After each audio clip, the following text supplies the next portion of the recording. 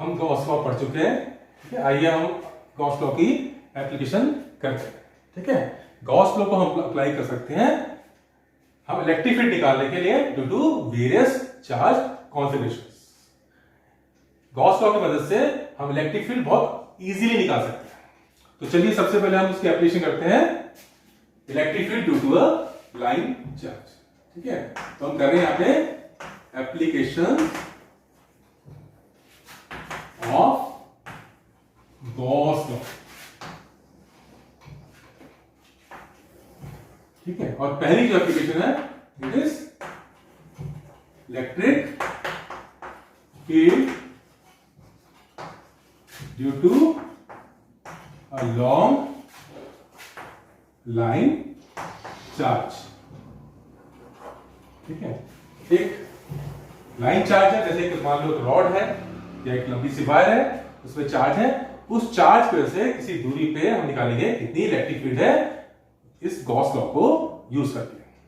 ठीक है, तो ये हमारे पास मान लो एक लाइन चार्ज है। ठीक है, ये चार्ज है और इससे मान लो यहाँ पे पी पॉइंट है, ये हमारा पॉइंट जो है आर डिस्टेंस पे। ठीक है, तो इस पी पॉइंट पे इस लाइन चार्ज, ये बहुत लंबी रॉड है, ठीक है, यहाँ पे हमने थोड़ा हिस्सा दिखा हुआ। ठीक है, इस लाइन चार्ज की वजह से यहाँ पे हमने निकालनी है इलेक्ट्रिक फील्ड। ठीक है, तो हम लिखते हैं कि consider line charge of charge density lambda and it is required to find electric field at a distance r from the line charge। ठीक है, तो ये पॉइंट है आर डिस्टेंस पे, यहां पे हमने निकालनी है electric field due to this is a very long line charge, हमने जिसका सिर्फ एक पोर्शन निकाला। ठीक है, तो अब गॉस लॉ की मदद से हम कैसे इसमें निकालते हैं इलेक्ट्रिक फील्ड। ठीक है, तो चलिए हम इसको निकालते हैं। तो हम दोबारा से ड्रॉ कर लेते लाइन। ठीक है, और ये हमारी चार्ज है यहाँ पे, और इसकी charge density it is lambda. Charge density means charge per unit length. ठीक है, तो यहां पे हमारा पॉइंट पी है मान लो आर डिस्टेंस पे। ठीक है, तो अब हम क्या करते हैं, हम एक क्लोज सरफेस बनाते हैं जिसको हम गॉसियन सरफेस भी बोलते हैं। तो हम एक क्लोज सरफेस बनाते हैं, उसमें से हम निकालेंगे इलेक्ट्रिक फ्लक्स। एक बार तो हम इलेक्ट्रिक फ्लक्स निकालेंगे using the definition of electric flux, और दूसरी बार हम निकालेंगे इलेक्ट्रिक फ्लक्स यूजिंग गॉस, और दोनों को इक्वेट करेंगे तो हमें इलेक्ट्रिक फील्ड मिल जाएगी इस पॉइंट पे। तो इसके लिए हमें एक सिमेट्रिकल पहले क्लोज सरफेस निकालना पड़ेगा, बनाना पड़ेगा, जहां से हम इजीली इलेक्ट्रिक फ्लक्स निकाल पाए। तो यहां पे हम जो क्लोज सरफेस हमें नजर आ रहा है, जो बना सकते हैं, जो कि बहुत सिमेट्रिकल होगा, वो होगा एक सिलेंडर। ठीक है, तो हम एक सिलेंडर बनाते हैं यहाँ पे। ठीक है, तो हमने एक सिलेंडर बनाया, तो ये हमने एक हाइपोथेटिकल यानी इमेजिनेशन से सिलेंडर बनाया यहाँ पे। ठीक है,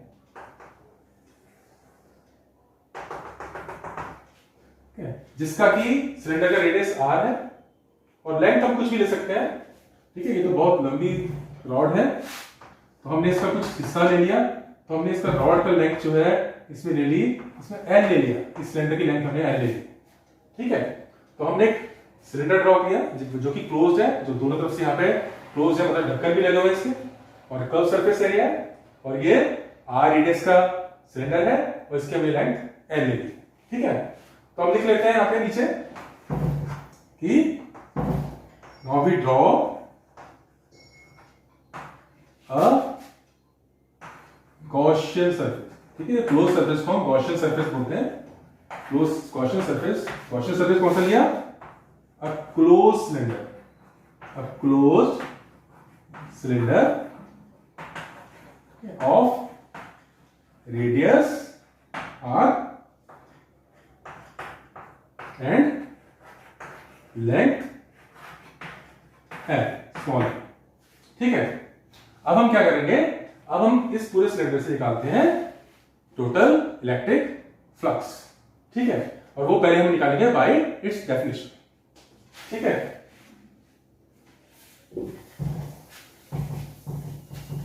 अब इसमें से जो टोटल इलेक्ट्रिक फ्लक्स होगी वो कहां से होगी। देखो इसके 3 सरफेस हैं, इसके 2 तो एंड कैप्स हैं, एंड के ढक्कन है, और एक हमारा कर्व सरफेस है। तो जो टोटल फ्लक्स इसके सरफेस से निकलेगी वो कहां से, उस 3 सरफेस से निकलेगी। एक तो हमारा कर्व सरफेस एरिया है और 2 हमारे ये एंड के कैप्स है। ठीक है, तो हम यहां पे नोट कर लेते हैं कि पहला पॉइंट कि total electric flux through the cylinder is through is due to end caps, किनारे के जो कैप्स हैं due to end caps, और इसके अलावा and a curved surface। ठीक है, तो 3 सरफेसेस से हम निकालेंगे टोटल इसकी फ्लक्स, वो इसकी टोटल फ्लक्स हो जाएगी। ठीक है, तो फ्लक्स कैसे निकालेंगे, तो हम क्या करते हैं, हम एक बार यहां से फ्लक्स निकालेंगे और एक बार 2 ढक्कन से निकालेंगे। तो वही अप्लाई करते हैं तरीका। हम क्या करते हैं, यहां पे एक स्मॉल एरिया ले लेते हैं एलिमेंट।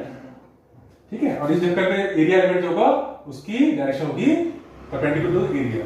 एरिया की डायरेक्शन होगी इस तरफ, इसको हम डीएस लिखेंगे। ठीक है, अच्छा ये लाइन रॉड जो होती है, इससे इलेक्ट्रिक फील्ड जो निकलेगी ऐसे निकलेगी, इससे परपेंडिकुलर ऐसे और नीचे की तरफ डायरेक्शन।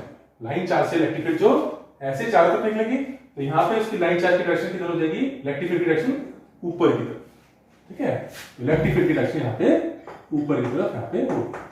ठीक है, सेम इस तरफ स्मॉल एक्स हम एरिया एलिमेंट लेते हैं, उसकी डायरेक्शन इस तरफ ले लेते हैं, उसकी डायरेक्शन इस तरफ होगी।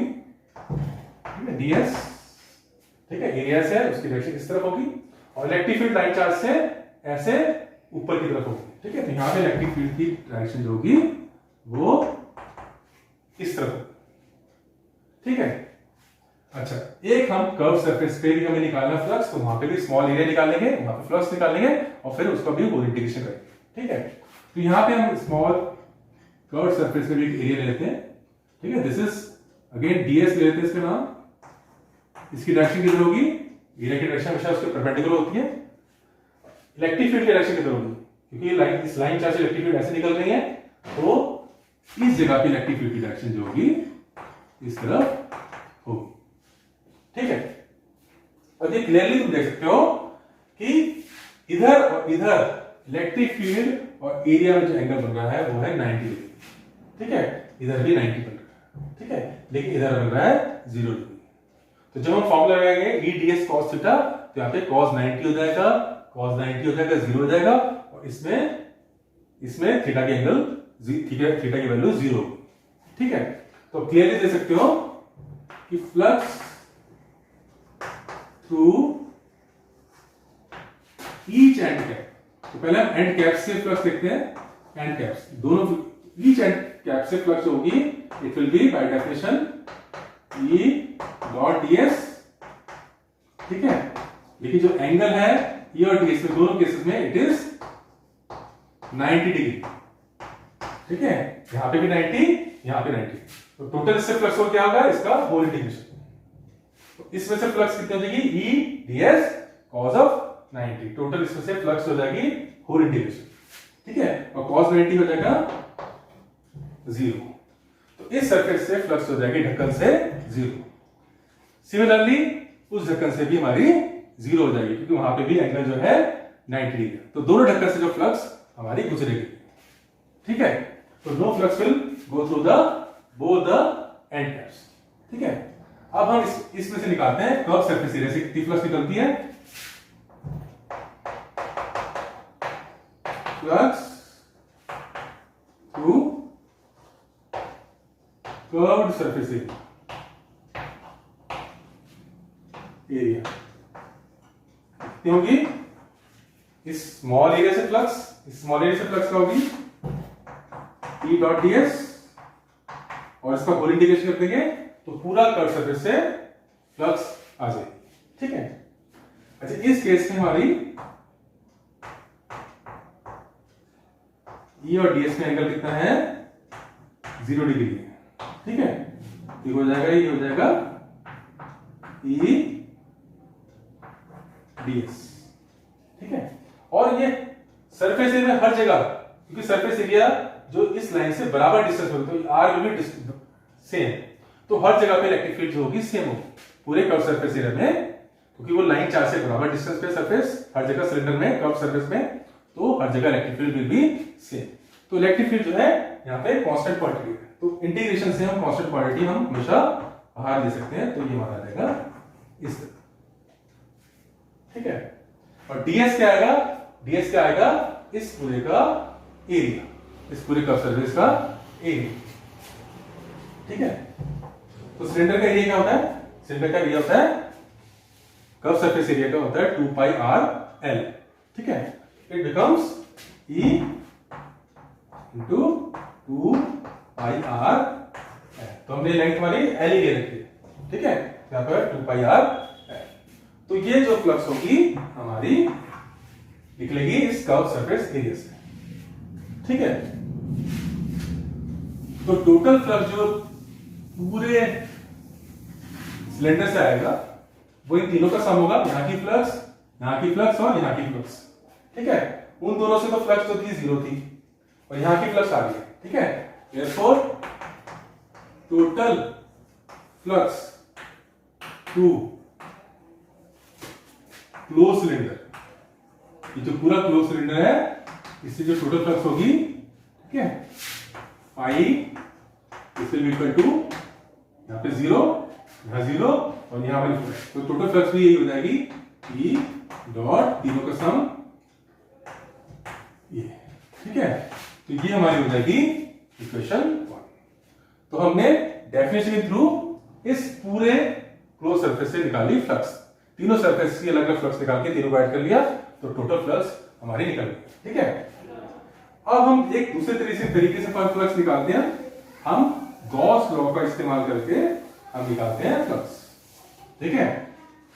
अब हमने पढ़ा है कि बाय गॉस लॉ जो फ्लक्स होती है, flux is equal to charge enclosed upon epsilon naught, ठीक है। जो क्लोज सरफेस में जो अंदर चार्ज एनक्लोज्ड है जितना, that charge q upon epsilon naught, ठीक है। अब इस क्लोज सरफेस में कितना चार्ज एनक्लोज्ड है, देखो इतना चार्ज, जितनी लाइन हमने बीच में डाली है इतनी लाइन का चार्ज एनक्लोज्ड है, ठीक है। तो चार्ज की वैल्यू क्या होगी, देखो हमने जो लाइन चार्ज ले रखा था उसकी डेंसिटी ले रखी थी लैम्डा, लैम्डा क्या होती है, it is charge per unit length, ठीक है। और इस लाइन की लेंथ क्या है, हमने l ले रखी है, तो total charge will be charge per unit length into length, ठीक है। तो charge density into length will be total charge enclosed in this surface, because lambda is charge per unit length, charge per unit length को हम length से multiply करेंगे तो will get total charge, तो total charge enclosed is lambda, ठीक है। तो ये इक्वेशन बन जाएगी phi is equal to lambda L upon epsilon, तो हमारी दूसरी इक्वेशन आ गई बाय गॉस लॉ, ठीक है। एक बार हमने फ्लक्स निकाली बाय डेफिनेशन ऑफ फ्लक्स, दूसरी बार हमने फ्लक्स निकाली बाय गॉस लॉ, ठीक है तो दोनों फ्लक्स हैं थ्रू दिस क्लोज सरफेस, तो हम क्या कर सकते हैं, फ्रॉम 1 and 2, ठीक है, इनको इक्वेट कर दो, दोनों फ्लक्सेस सेम है, E into 2 pi RL is equal to lambda L upon epsilon naught, ठीक है। यहां से L से L कैंसिल हो जाएगा, ठीक है। तो हमारा E की वैल्यू क्या आ जाएगी, lambda upon 2 pi epsilon naught will get the value of electric field, ठीक है। तो इलेक्ट्रिक फील्ड मिल गई किससे, due to line charge at a distance r and line charge have density lambda. So this is the formula for electric field at some distance due to a line charge. तो इस तरह से हम Gauss law की मदद से electric field बड़ी easily निकाल सकते हैं।